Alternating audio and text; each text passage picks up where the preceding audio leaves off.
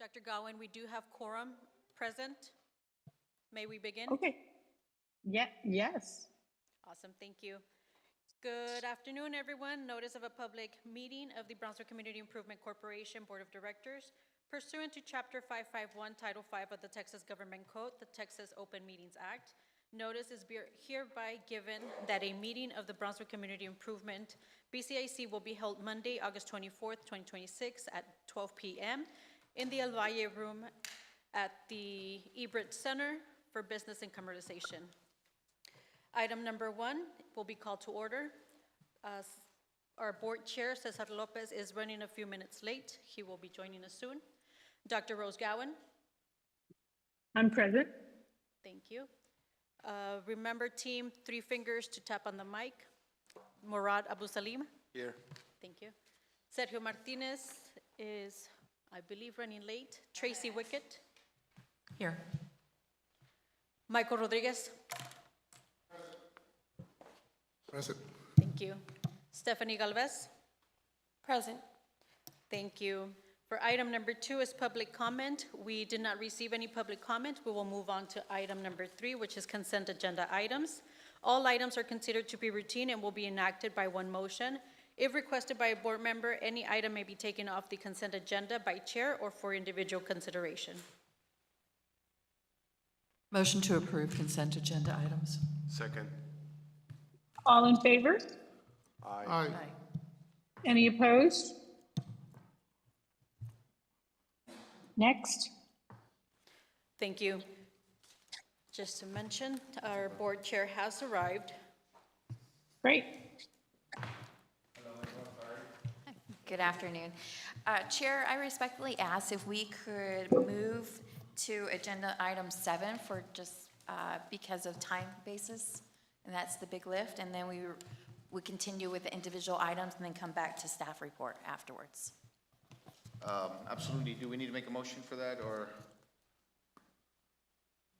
I don't, okay. You can do what, I'm sorry? You're fine. There's no motion. Thank you. Alrighty, item number 7, consideration, discussion, and possible action regarding the 15 applications received during round 1 of the BCIC Big Lift program, including staff's eligibility determinations, evaluations of eligible applications, and funding recommendations, and possible approval, denial, modification, or selection of eligible applicants and individual reimbursements, grant amounts not to exceed $30,000 per applicant, subject to available program funding and compliance with all Big Lift program requirements. Eric Quintero is ready.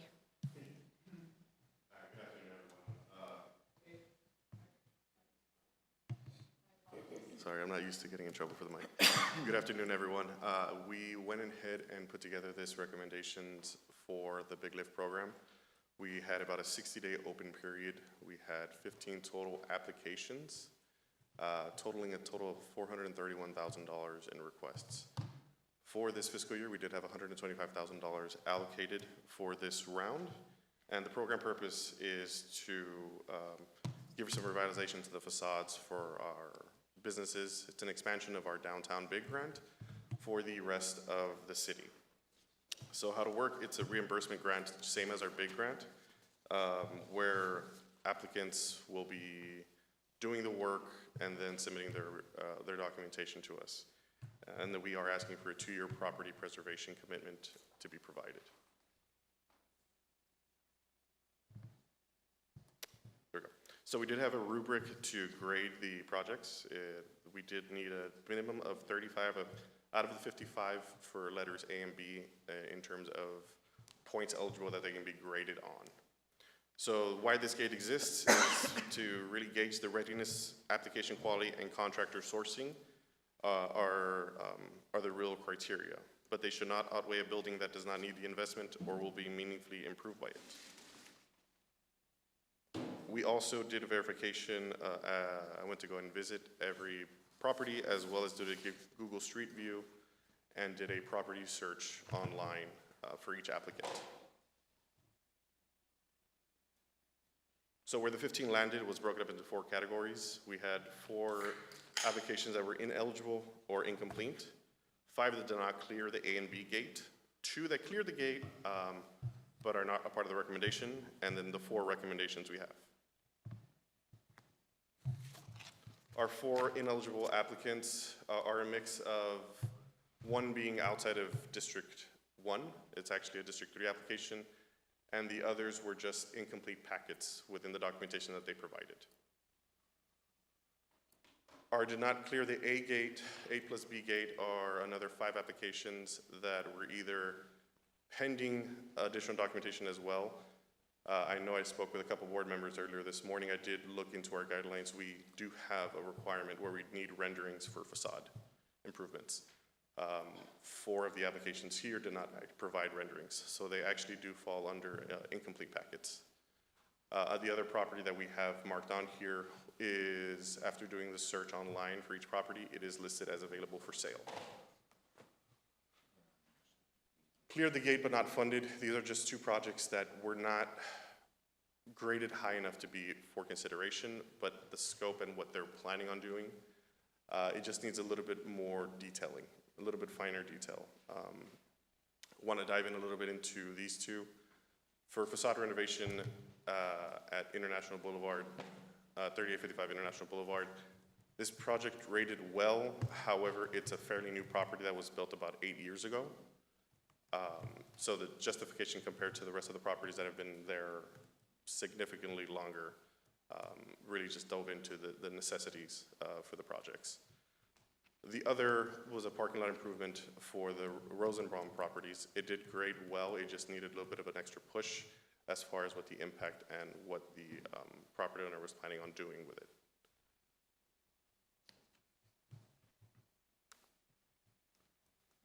There we go. So the next is the 4 applications for the staff recommendation.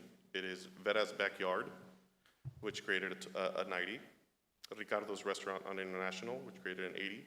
Brownsville Coffee Shop number 2, which graded a 79. And the Gateway to Brownsville project, which is La Esquinita. It is by the Naranjal area. It graded a 75. All of them requested $30,000 for a total of $120,000. I did provide a map of the layout of the 4 recommendations and the 2 alternates based on staff review to give a little bit of an insight as to where the applications stand. When it came to the grading, Vera's Backyard has been here since 1955. The before and after photos that I'll be showing, it is in need of facade, lighting, and the scope does talk about a dramatic, highly visible upgrade. You know, 71 years in operation, and you know, it truly is one of the anchors, but not just of the corridor, but of the entire city itself. You know, known all over the state. A little bit of an example as to what the alterations will be. So they will be doing these facade improvements to the property as well as fixing up the drive-through area. Next is Ricardo's, another well-established business here in Brownsville with multiple locations. Started off as owned by one gentleman who has now split it off into ownership for his daughters, manning each location. So they will also be doing full facade restorations. Here's a rendering that was provided of the adjustments that they will be doing to the property. So it'll be a full facade restoration as well as fixing up the electrical conduits there. They're off to the side, really beautifying the location. He currently has a drive-through, or is that what he's trying to? That's just additional parking. Oh, okay. Yeah. It used to have a drive-through. It used to. There we go. Next one is Brownsville Coffee Shop number 2. I think we've all eaten there multiple times. One of the biggest staples in the city of Brownsville. They will be doing parking lot resurfacing and lighting. Now, I do want to make note that this one does not actually have any facade improvements on it. However, because of the amount of traffic that this property sees, it does need the parking lot repainting, restriping, and resurfacing. Just because of the wear and tear. When I spoke with Ms. Jovita, she mentioned that she has to be doing it in pieces and pieces and pieces just because of so much traffic that they get. So this gives her an opportunity to do everything all at once, That way, not fix one and then it tears down while they're fixing the other one. The last one is Gateway to Brownsville. They have, the owners have actually owned it for over 20 years. Throughout the years, they've had tenants running the gas station itself. However, recently, the owners saw our project a couple of years ago. They took over it themselves. So now the owners of the property are the ones running the gas station slash mini grocery store, because they are selling local vegetation and fruit, as well as a meat market. So it's a high traffic area where they're looking to replace and add new windows, signage, as well as do a mural with a local artist along the side. So the breakdown is, again, $120,000, $30,000 each request. With these projects, it'll be about $134,000 in private investment from the property owners. We'll be left with a balance of $5,000 that we will be using towards marketing for all of District 1, including all of our applicants. So this would be an alternative for maybe some people didn't get in funding or they weren't able to get their application in, but we could still find ways to leverage and push either social media influencers, some sort of marketing. This is where Nelson's expertise comes in, to see where we can help all of District 1. So possible board motion is to approve staff recommended reimbursement, but after I provided you all with all the applicants and all the information, it is up to you if you guys would like to recommend a different 4, or if you would like to move forward with these 4. Thank you, Eric. I'll open up the floor for any questions or comments. I wanted to concentrate on international between the Frontage Road Expressway and Southmost, which is the one that endured the most hardship in the last 2 years. It was closed down for about 2 years, 2.5 years. I saw that there was 4 applicants that applied. 2 made the cut, which was Ricardo's and Browser Coffee Shop. 2 didn't, which was the laundromat and the easy use car.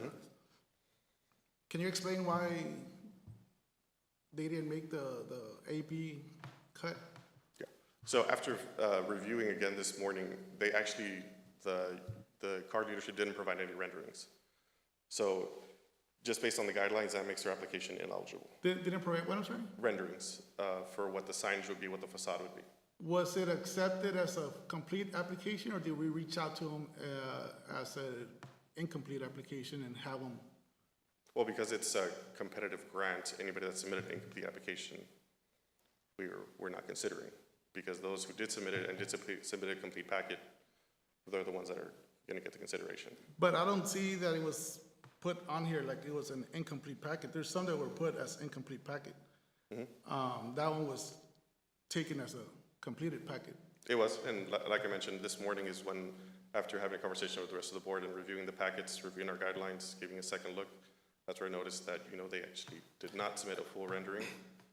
Even comparing both quotes, one was a full consideration packet that had signage and facade, the other one was just the parking lot. So Eric, they both weren't complete. Okay, regardless of that particular aspect, which is kind of today, right, after the conversation, before that, they were not recommended, right, regardless. So can you explain that part? I mean, aside of complete, not complete, right? Because as of today, they were considered as complete, but they still didn't qualify, correct? Yeah.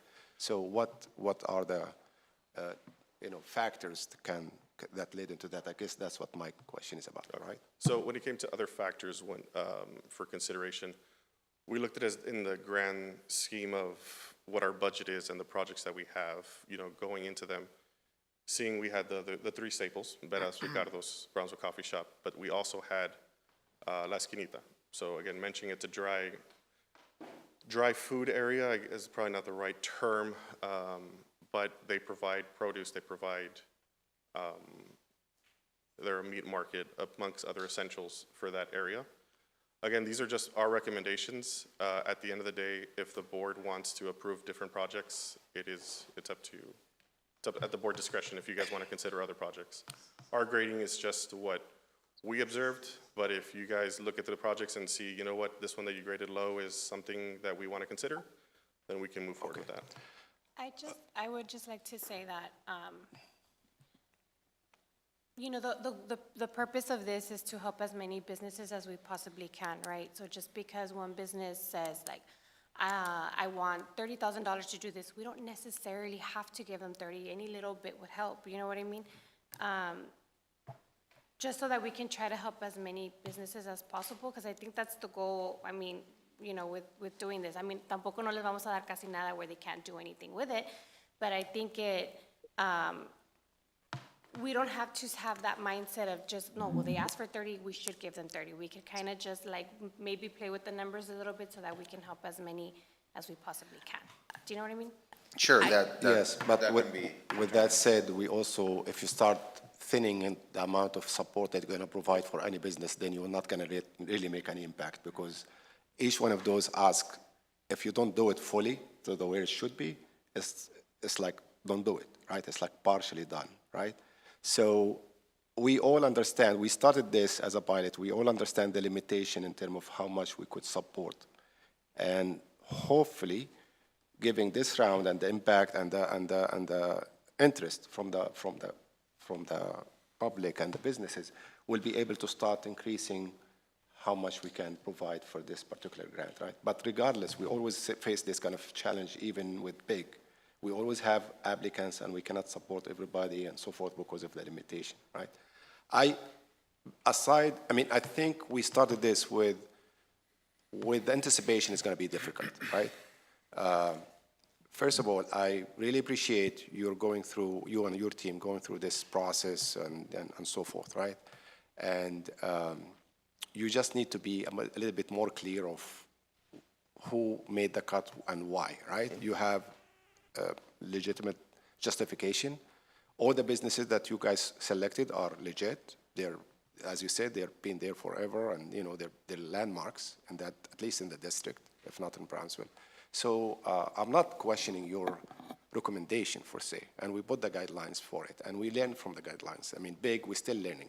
I mean, we barely started to get where it's okay, it's set. I mean, for the first 2 years, we're always tweaking and changing, and because we're finding something, right? So I need you to address the elephant in the room, which is like, we have a business that qualified, or according to the guideline, could qualify, but they did not qualify, right? And there is a reasoning for it.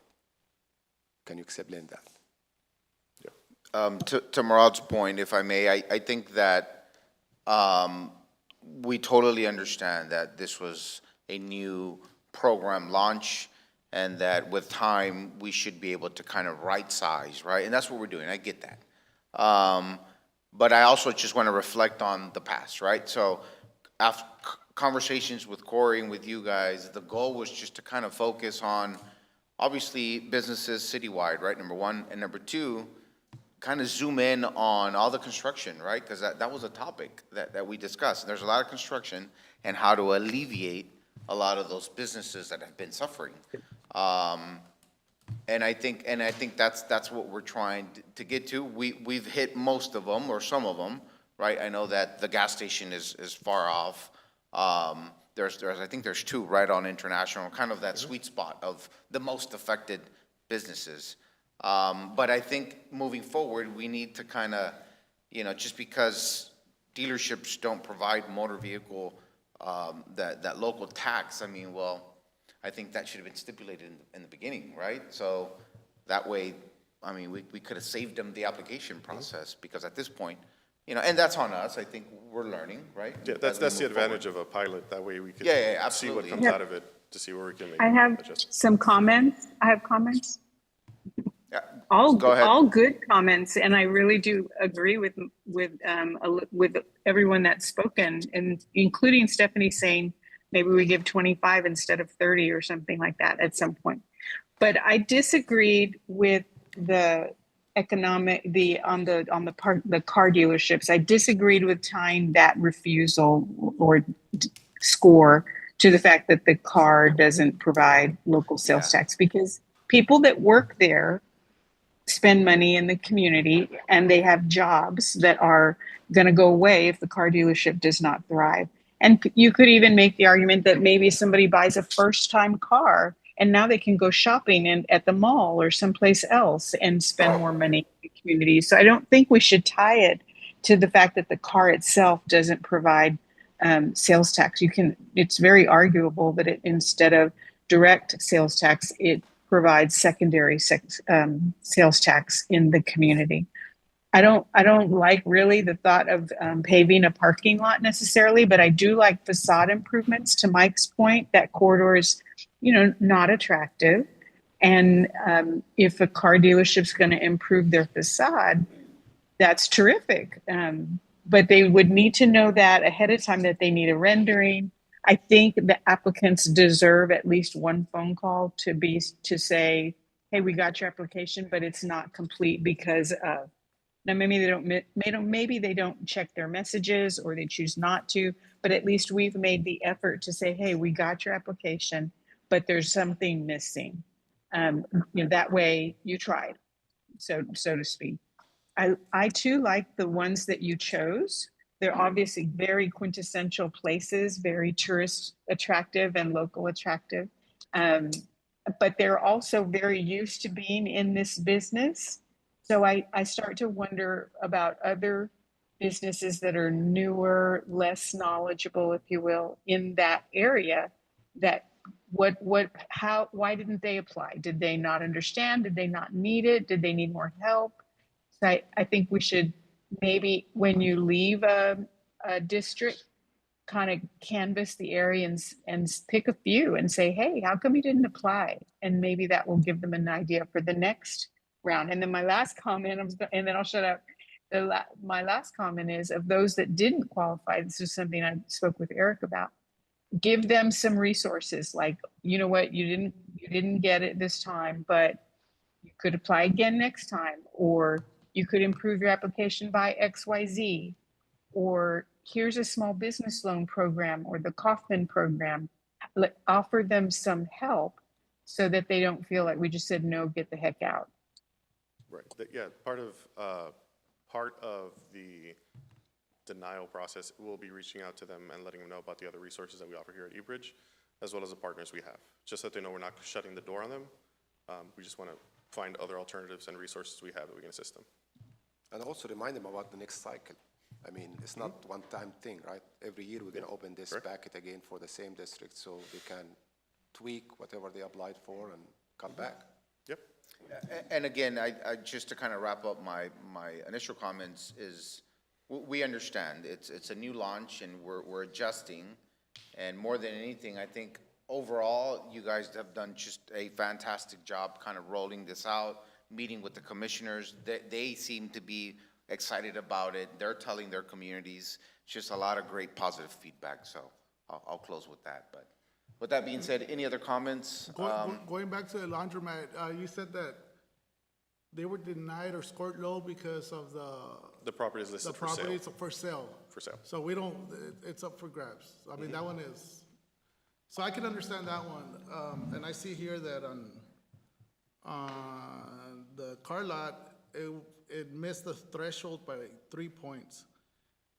Could that have been because of the sales tax revenue that we scored it lower, as well as, why was it penalized? Because I see here that on the Part B, it scored a 4, and the economic activation, where Veta scored a 9. On the visual and community impact, Veta scored an 18, and they scored a 13.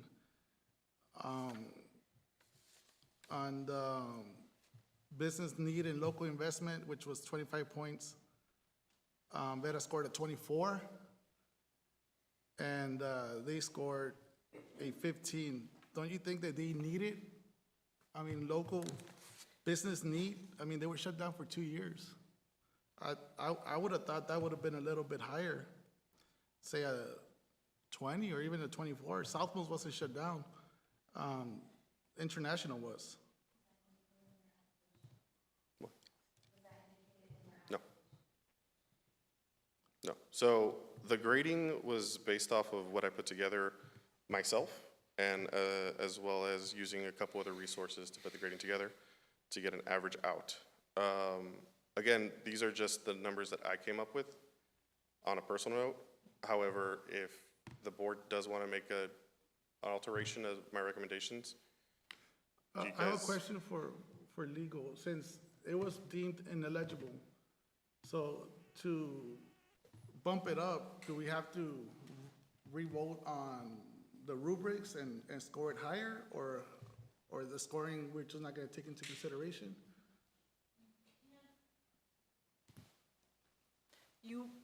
Changing the rubric is not on the agenda for today. All that you have is review of programs or particular applicants for approval. If I may, in our agenda item, we said it can be, on staff's eligibility, determination, evaluation on eligible applications, and funding recommendations, and possible approval, denial, modification, or selection of eligible applicants and individuals. Reimbursement. So basically, it's at discretion of the board. Okay. You can, in other words, you can consider the applicants. You're not changing the program. So you would still need to be complying with the program. Got it. Well, with that being said, and I do want to concentrate a lot on international, I would like to make a motion to approve for $30,000 Veras, Ricardo's, Brownsville Coffee Shop, and ECU's car lots on International Boulevard. On International Boulevard. The other two are frontage. The one that was hit by a 2-year disruption. Wait, isn't that over the budget? I mean, did you say? Yeah, he did 4. It was instead of the. He's taking I off skipped the, the Gateway to Brownsville project. Now, if you guys want to, since nobody seconded, if you guys want to think on maybe bringing it down to your point, which I was great. think we could bring it down. I think we could bring it down, maybe 25 to everybody, and then that additional plus the 5, or if you still want to keep the 5 Wait, for Mark. there's still a motion on the floor, and there hasn't been a second yet. So we The can do a the motion. motion was to fully fund Veras, fully fund Ricardo's, fully fund Brownsville Coffee Shop, and fully fund AC Cars Inc. on the 2615 International Boulevard. That was the motion I made. You're not including the Gateway to Brownsville project? I'm Okay. excluding the Gateway, yes. So that's it, that's a motion, is there a second? Okay, no second. Stephanie, would you wanted to add to that or make another motion, please do Yes, so. that I think it would be a good idea for us to maybe bring it down to 25. So 25 Veras, 25 Ricardo's, 25 Coffee Shop, 25 to the Gateway, and then everything additional, we can give it to the car lot that was To hit up the 4 that they recommended plus the easy? Yes, Is that a motion? That's her motion, I that's believe, my so. motion. That's my So motion. I'll just to second that. recap, the motion is to go with the recommendation for Vera Ricardo's Brownsville Coffee Shop Gateway. The dollar amounts can be 25,000, but you're also including the easy car lot for, did you say 25 as well? No, 20. For Oh, 20. no, it can be 25, because Well, we have it can't 5 be 25 left. because we I have, think we should just do the 25 and leave it 25 on all of them. 25, so 25 across the board. Is that your motion? that is my motion, yes. Second. There's a motion, there's a second. All those in favor, please say I aye. have a comment before we. Before we vote, there's a comment by, I'm not against this, what this second motion, but we need to also be a little bit more, like set the system and set the standards, right? We gave you the guidelines, we gave you the rubrics, right? And you came up with recommendations for us.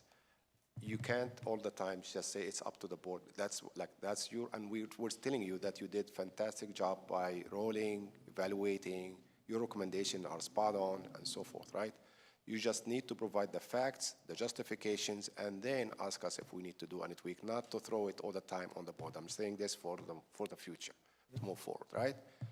And second, if these kind of discussions can happen, because this program is going to repeat itself, right, in every district, I recommend that we do workshops before we may come into the final decision, because it's kind of This time, we were able to solve it smartly. Thank you, Stephanie. And, satisfy your recommendation and the additional applicant that should have been up. But next time, we might not. So I would recommend, if we're going to do this kind of discussion, done it before in a workshop, so we can come up with a more consistent, clear indication of how we're going to proceed before we present it to the public.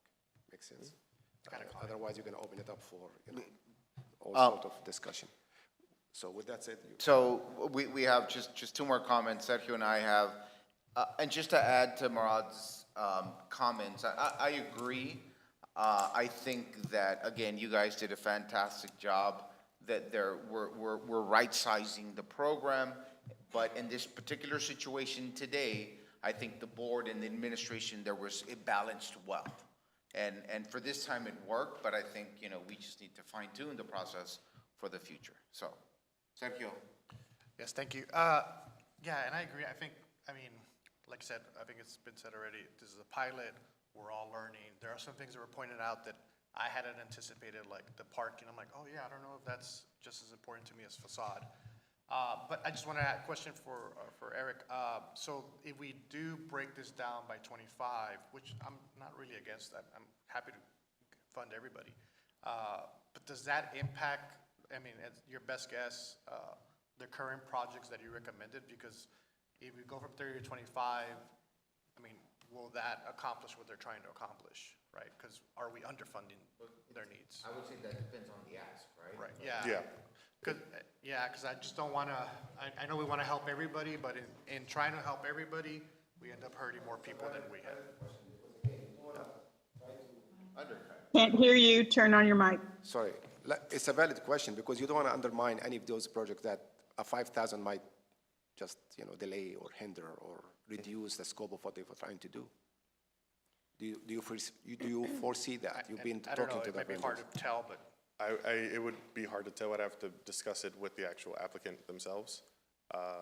Funding under what the request was, it would have to have a conversation with each of them to see how the 5,000 would affect, but going into the application themselves, it always specified up to 30,000. So it was never confirmed that we would be giving them the full. Yeah, so I think, we are still helping. It is gonna, but they already had like their vision, they already had what they had in mind. They just weren't, it was never guaranteed that we were gonna give them the 30,000, so we're still giving, we're still helping, it's just not the full amount. And I would think it would impact if it was an ask of 36 fully funded project.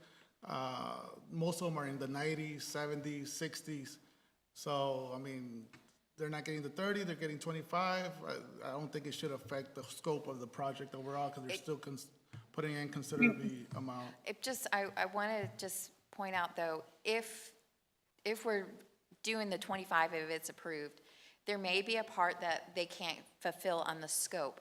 How do you want us to handle that? To bring it back to the board for consideration, or we move forward and take it as what we feel is appropriate for the amount, and if the project can continue? I think bring it back. I just think we can't determine that yet.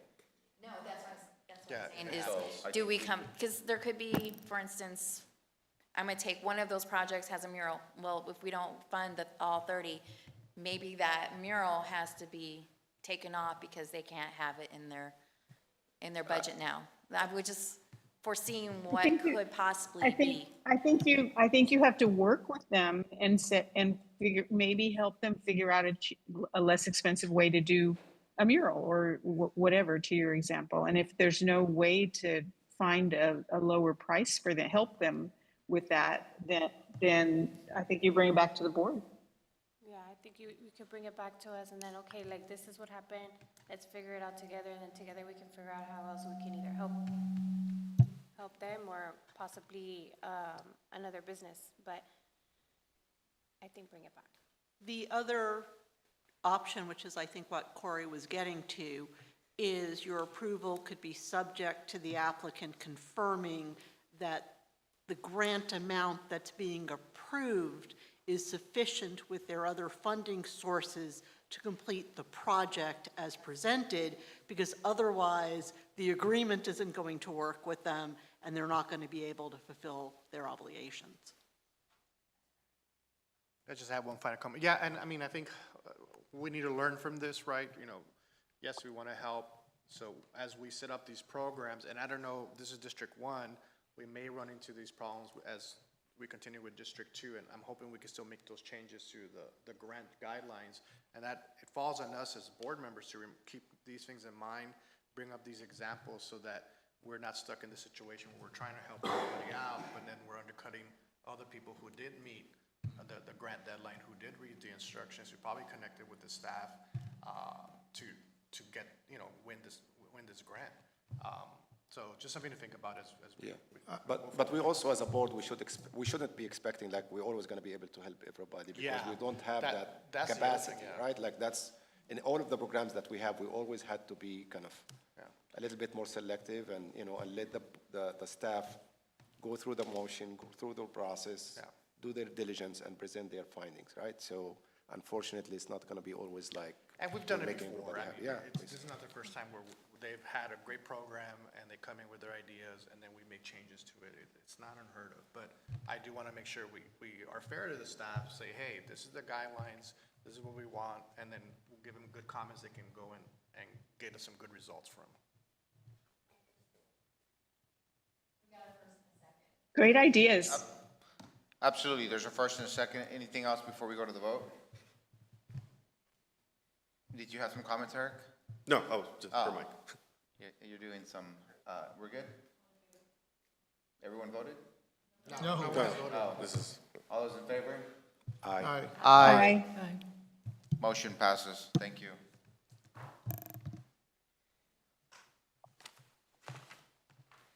Thank you, Board. We are moving on to continue items for individual consideration. Or you want to do yours? Oh, isn't mine considered individual?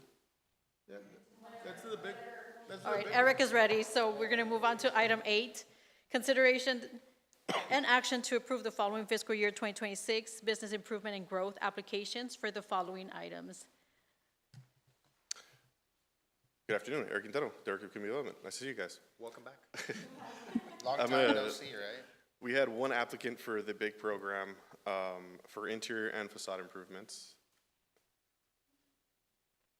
So as we mentioned with the lift, the big program is to support downtown revitalization through strategic investments that reduce startup costs, restore historic properties, and increase business activity. For our standard rehabilitation, funding terms, 50% of eligible costs, maximum of 25 for exterior, and maximum of 35 for the interior. Eligible uses: facade restoration, exterior improvements, MEP upgrades, and soft costs. Ineligible are roof repair, HVAC installation, grease trap, flooring, carpeting, asbestos testing, demolition, debris removal, and other cosmetic-only improvements. So today's applicant is the Hatchery BTX at 1015 East Washington Street. It's a historic building, the A.H. Fernandez/Rio Grande Motor Co., built in 1929. Applicant is the Hatchery BTX, which is Mr. Ramiro Gonzalez and Juan Mendez with a 50-50 ownership. Building size is 4,400 square feet for the interior and 600 square feet for the facade. It's going to be an all-inclusive office/retail co-working space, and they already do have an anchor tenant that they are negotiating with on the retail space. They're requesting up to 25 and 35 for facade and interior improvements under our standard. Total project cost is $253,688. Applicant has a match of $130,000 plus financing from Texas National Bank. Project timeline is from August of this year until January of 2027. I've attached a photo of what the facade and what the interior looks from both angles. I guess you could see the front and the back end.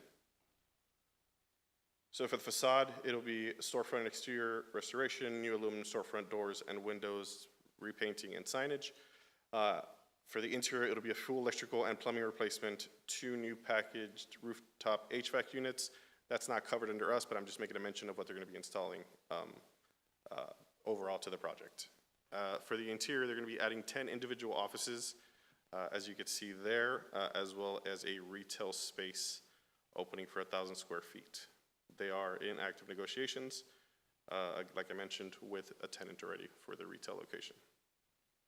So it is basically an expansion of crosshatch for them, since it's across the street. So our budget for this fiscal year was 800,000. Awarded today is 598,450. We currently have an available balance of 201,550. With this requested 60, it would put us at $141,550 going into September, our final month of the fiscal year. Motion to approve. Second.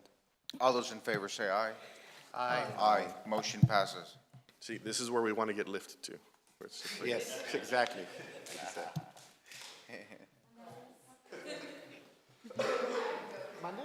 Item number 5, Eric, I'm sorry, one quick question. Is that where the where the podcasters are? Across the street, yes. Yeah.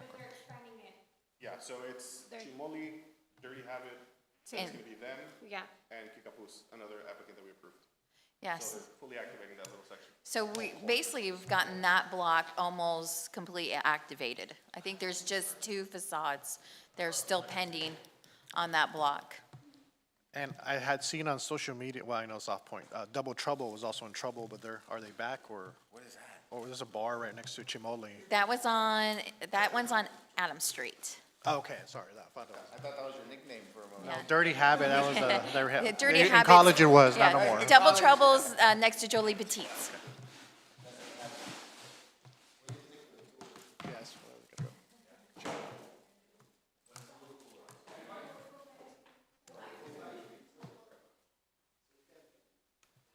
I like that. We're going to stick with staying with the individual items, then we'll come back to staff report.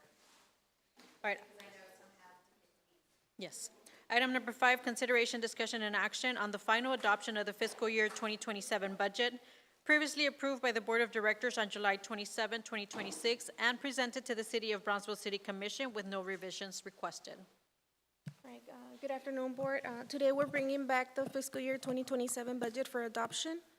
It's the same one that was approved on our July 27th board meeting. So we're basically at the final step. The board approved the proposed budget in July, and then it has gone through City Commission's workshop and then also through the public hearing, and it's been approved with no changes requested.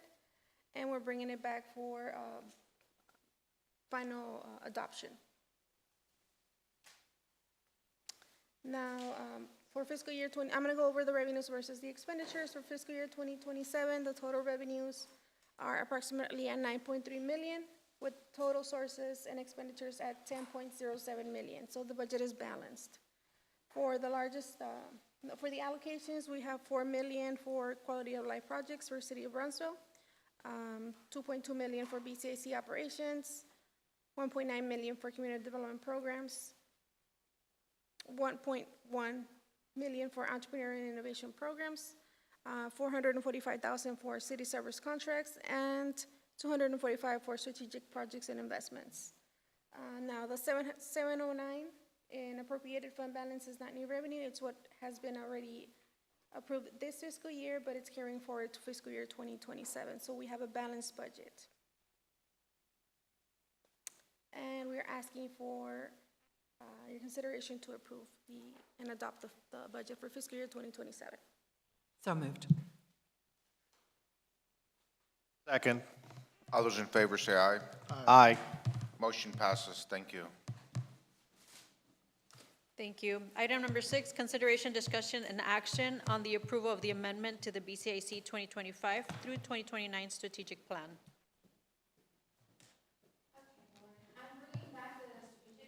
Oh, sorry. I'm bringing back the strategic plan amendments following our table on July 27th.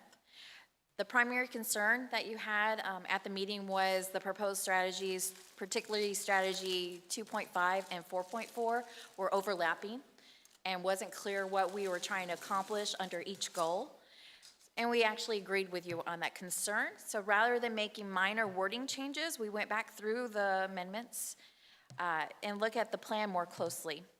And what you see today is more of a clear package that removes duplication, better defines BCIC's role, expands community access to our programs, and strengthens how we measure our impact.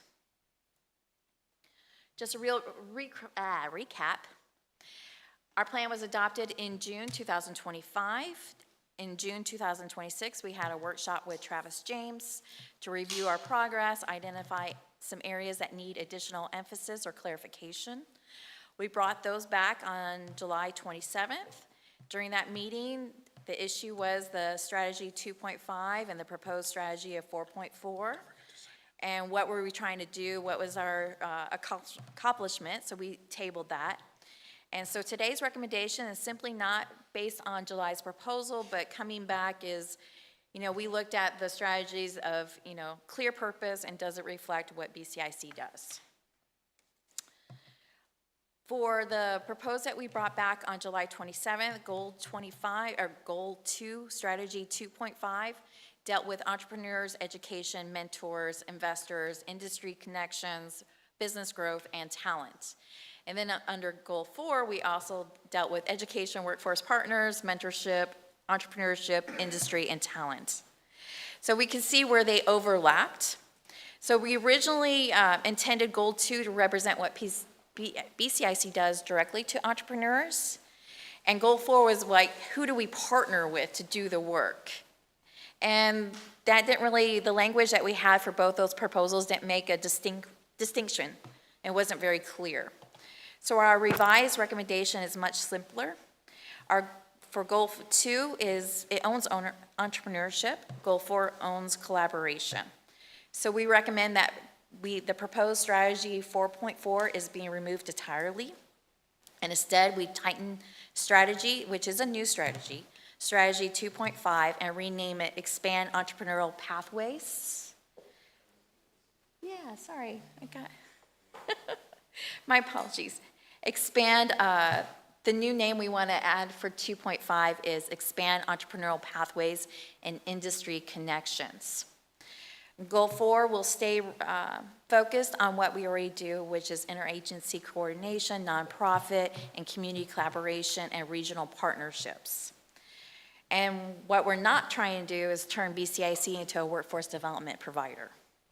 So we absolutely will support and partner with workforce organizations, educational institutes, and industry, but that's different from saying that workforce development is a BCIC's direct responsibility.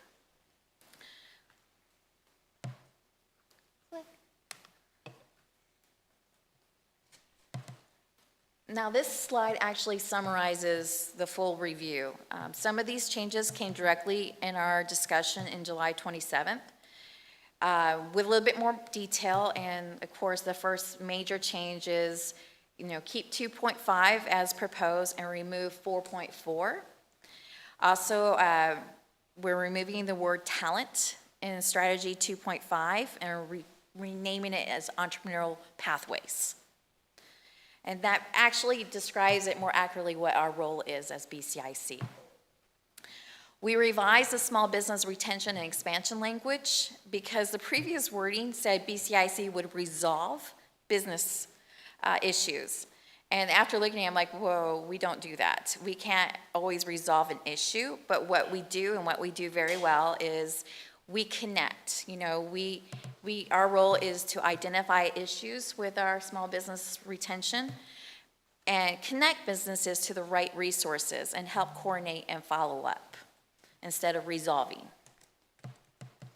We also branded strategy 5.2.4 on our dashboard to measure more than just our traditional economic impact, which traditional economic impact is number of jobs created, how much private investment has been created. We also wanted to include, the parks, the trails, the health, the wellness. How many residents does it serve? What's our entrepreneurship outcomes? What's the community participation? Things like that that are other investments that we've been doing for our Type B. And then through additional review, we've identified 2 areas that weren't part of the original July package. The first is strategy 1.4. We believe the existing nonprofit focus strategy can be strengthened to be clearly address health, wellness, and community resilience while preserving our ability to provide grants, financial support, technical assistance, and our capacity building for these organizations and ones we help with. The second is goal 4 objective. The proposed 4x4, we're now recommending to not consider it, but what we saw in the objective is that we have workforce provider in the script. And so we want to change that because, again, direct workforce development is not one of our responsibilities.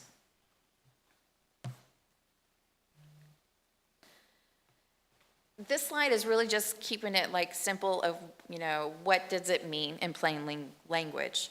1.4, we're broadening the existing nonprofit strategy so BCIC can support eligible health, wellness, quality of life, and community resilience initiatives through grants, support, technical assistance, capacity building, and partnerships. Strategy 2.2, removing that resolve. Strategy 2.5 is new, so it's just understanding, we're creating entrepreneurial pathways, connecting entrepreneurs through eBridge, mentors, industry, technical assistance, capital, and business opportunities. 3.15 is our downtown. We mentioned that we wanted to address in goal 3 that, we're moving forward is, has an impact with the downtown master plan. Goal 4 is, again, I just mentioned that we're changing the objective of goal 4. Strategy 5.24 is a full impact. I think in our last proposal, it was just our dashboard, what didn't explain that it was also community development. It was beyond the traditional. So overall, these strategies is we're trying to accomplish what our role is at BCIC.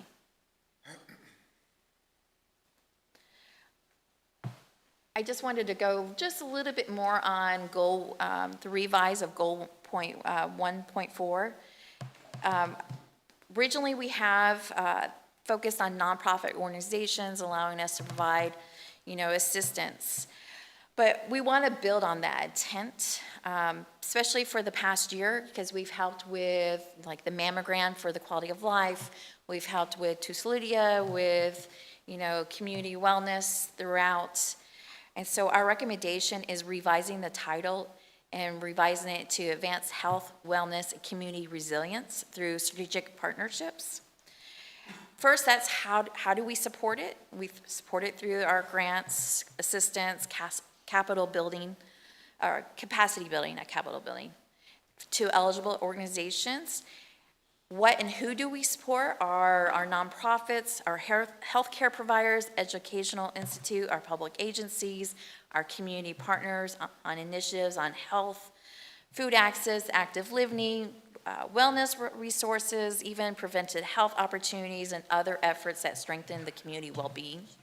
And third is what impact do we expect? So we begin how we measure the outcomes. That could be including participations, residents served, our reach, other resources that we're using, economic mobility, neighborhood impact, and other indicators for these projects. So plain language, the community resilience is not we're talking about strengthening the conditions that help residents and neighborhoods, businesses, and community organizations remain healthy, connected, stable, and better able to respond to changes. Resilience does not mean emergency management program, because I know sometimes people think resilience is more of a emergency management, hurricane, all that kind of stuff. And that's not what we're looking at. We're just using that word. So again, examples could be, health food access programs, the farmers market, community gardens, active living, wellness programs, things that we've already been funding. We just wanted to include it now into the plan.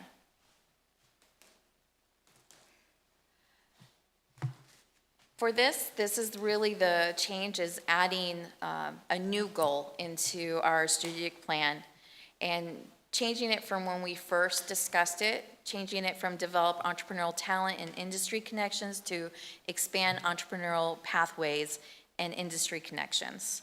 So pathway better describes what we're trying to accomplish. So we're not trying to be a workforce agency. We're trying to make it easier for people to enter the ecosystem, find the right resources, build relationships, and grow. And out of those four, I think it's just important, if you haven't read it, it's in your packet in full, but one of the examples is, how can we help the farmers market vendors? There's opportunity for them to have business education, pricing, bookkeeping, marketing, permitting, access to capital.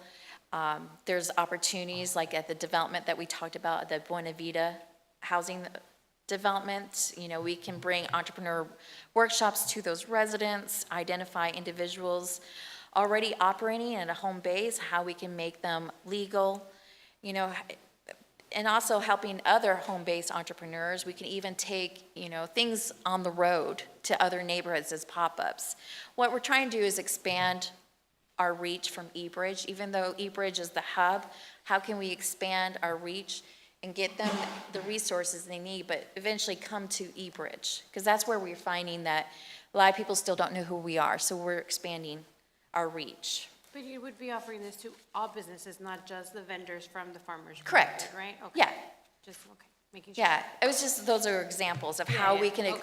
how are we expanding, our pathways?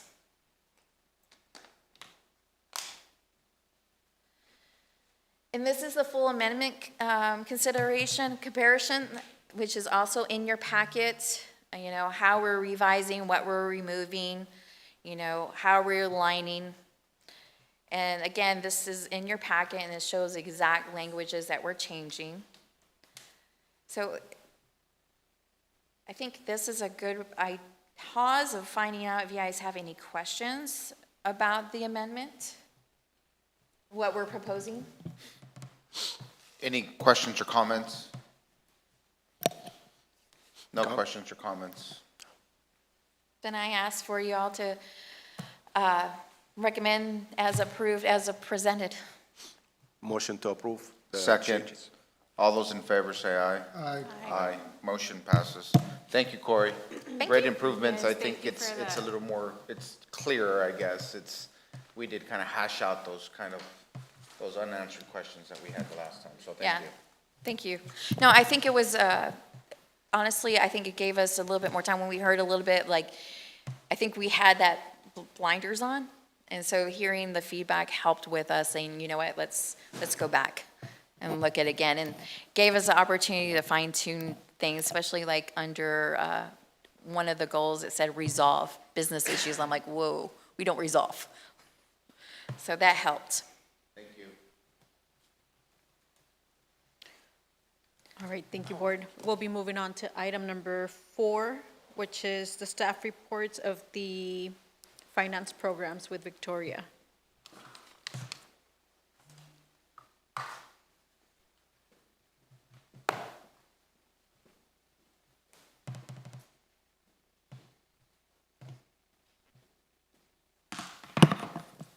I'll do this quick. So, all right, so this update is as of July 31st, 2026. The eBridge Fund has deployed $2.75 million and has served 21 borrowers and supported 597 jobs. We currently have 19 active loans, 18 that are current, and 1 that is past due, but we are in communication with that borrower. So overall, about 95% of the portfolio is performing. We also had our first loan payoff, which is a great milestone for this program. Now, some success stories from the eBridge Fund. La Pale, they grown into HEB. They were able to place their paletas to their retail shelves. Warbler Coffee, they used the funds to reactivate a historic building in Brownsville and also created jobs. And we also have Cero Grados. They applied for 2 loans with us due to their their consistent payments. It's one of the strongest endorsements a lender can give. And they're all doing good in their loan overall. And then lastly, so overall, the 18 out of the 21 businesses we fund that are still operating, that's 86% that are still in business, and that's well above the national 5-year survival rate for the small businesses. So we have around 950,000 available to lend. Now that we have Anthony on board, we've had a lot of activity. We've received 78 pre-applications since June, and actually we have 12 that are already advanced to full application. So overall, the program is doing very well, and this is basically it. Do you have any questions? All right. I just want to say that, thank you, Victoria. She's right. We've been, since we've had Anthony and we've revved up our marketing for eBridge Fund, we've seen a considerable incline of pre-application and phone calls and such. So we're really expecting, hopefully, in the next quarter that we can bring a few applications for the board for consideration. So we're very excited about that. Also, just wanted to point out, which I think I will do that in board comments. I'll go ahead and go to board comments. We do have item number 9, which is announcements. I do have a few announcements, if I can go first. No, you're going to go first. Okay. I just wanted to point out, when I submitted in March, we had the board agenda for the calendar for the year. For August, we did have finance programs and community development. However, because of big lift and how much that took of time for Eric to go through, we've shifted community development presentation and update for next month, which is in September. And that will also include an update from the city for quality of life as well. Thank you, ma'am. All right, some announcements for me. Travel to DC and IEDC has been booked, flight and hotels, just pending your flight. Travel to Washington, DC, you should already receive those travel details. Ruby and I will be working on the travel details for IEDC. You should get those by the end of the week. We also have some sponsorship events that are coming up next month. I will send you all an onboard survey to see if you're interested in attending those events. Ruby will also send out a survey to include some shirt sizes. We've heard the board has been wanting some shirts, so we'll be reaching out to you all. And then Ms. Corey did send out an email this morning regarding the zoo on their new exhibit. It's gonna happen on Thursday, the 27th, from 7 p.m. to 9 p.m. It does include a registration link, so if you guys are interested, make sure, I'm sorry, not registration, an RSVP link. So if you all are interested, make sure to click on that link. Those are all the announcements I have. The one for the zoo, Corey sent it via email, so you should have it on your email. Additionally, there is, Eric, myself, and Mariah will be presenting Downtown Big to the Lower Valley Architect Conference. Is that what? On the island on the 11th of September. So we have an hour. Murad, Mike, thank you. Lower Rio Grande Valley chapter, which is a national chapter. And this is a continuing education conference, so most of the architects in the valley area attend, and also construction developers, engineers, and so forth. So I thought it'd be a great idea for us as an organization to highlight what's happening in downtown Big, and hopefully recruit more investors and architects to come in and invest in our downtown. And we can also refer to or mention the Big Lift now, how is this pilot program or Big is expanding to the whole town. So there is more energy coming into the Brownsville. So I'm assuming you showcase some of a lot of the upgrades and a lot of the great buildings. Yeah, the before and afters. Oh, that's awesome. Yeah. this continuing education course is going to be eligible to be offered for architects for the next 3 years. So if BCIC want to offer this course for other architects in Brownsville, they can do it, and they will learn continuing education out of it here in Big, in the eBridge. So it's a good course to have. Yeah. Also, I just want to do a shout out to Nelson with our marketing. him and quite a few of the team members went out with our annual report and did some very creative pictures and all that, going to different businesses on our annual report, as well as we recently shared the press release for our IEDC awards. So if you do have social media, we just ask that you share with your friends and family. Can I make a little announcement too? Which has nothing to do, but I wanted to invite you guys, if you guys are, I'm not telling you guys right now because you have a few months to prepare. I'm organizing a run for World Diabetes Day. All the proceeds do go to an organization called Breakthrough T1D. It's a 5K and a 1 mile. If you guys are interested, that goes there. And I'm telling you guys right now so you guys can download the Run app and start getting into shape. It's a run. It's also a walk, right? You can walk too. Thanks. Hints. Thanks the hint, Stephanie. And we have a little golf cart too, in case you get tired. We have picked up a few people and brought them back to the Sprocket. So, but all the proceeds do go to Breakthrough T1D, the company. So that was it. Not sponsored by BCIC. Anybody else? That is it then. All right, no. Item number 10, adjournment. Second. Oh, not on. All those in favor? Aye. Motion passes. Thank you. Have a good afternoon. Thank you all. Have a great day. Awesome. I have a dentist appointment.